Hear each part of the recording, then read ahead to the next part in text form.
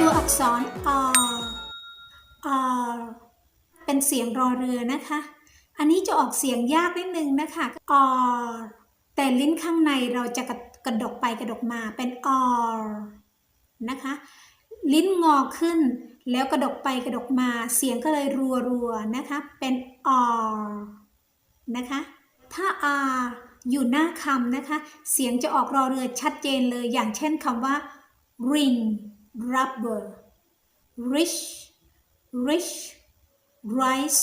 rice radio radio record record rent relax rock rock